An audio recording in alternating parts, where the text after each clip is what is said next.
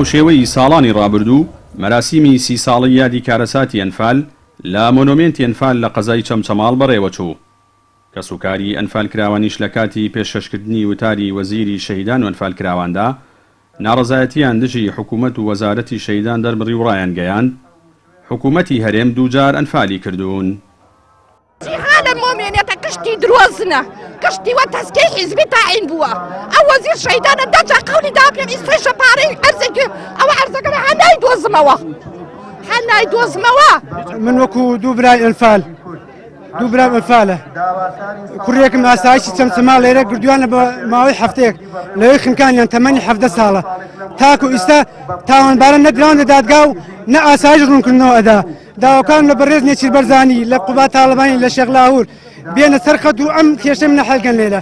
ئەگەر حەلی نەکەن ئەوە من خۆمە کوژم لە قارەم کوڕا. جاش و مستەشارێ لە ڕۆڵە گوێخانانەیان بۆ کراوە، هەمویان لە ناو حیزبەکانن، پلەی چاکیان دریاوە پێ.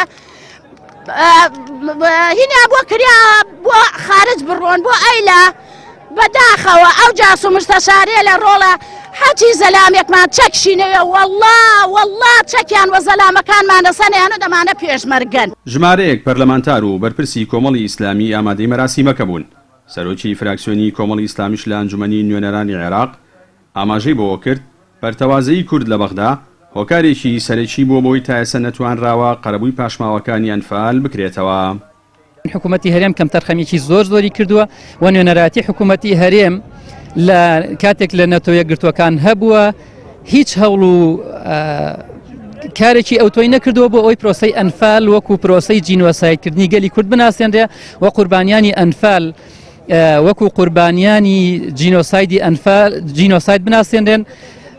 لانی کەم کارێکیان بۆ بکرێ وەکو کارەساتی هۆڵۆکۆست لە مێژووا بمێنێتەوە و بۆ داهاتوو کاری لەسەر بکرێت کە ئەکرا ئەم کارە سوودی ئەبوو تەنانەت بۆ ئەوەی کە بڕیارێکی ئاوا کۆدەنجێکی ئاوای نەتەوە یەکگرتوەکان و ئەنجومەنی ئاسایش لە دژی ڕیفراندۆمەکەی هەرێمی کوردستان نەبووایە.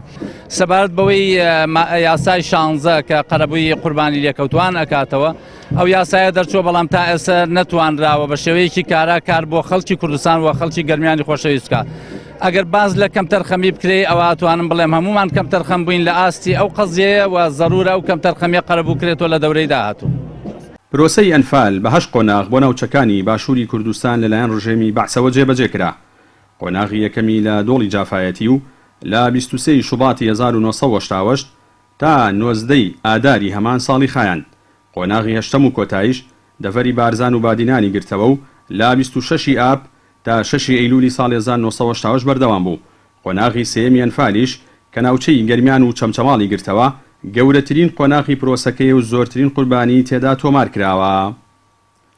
جەلال جەباری کەناڵی ئاسمانی پەیام چەمچەماڵ.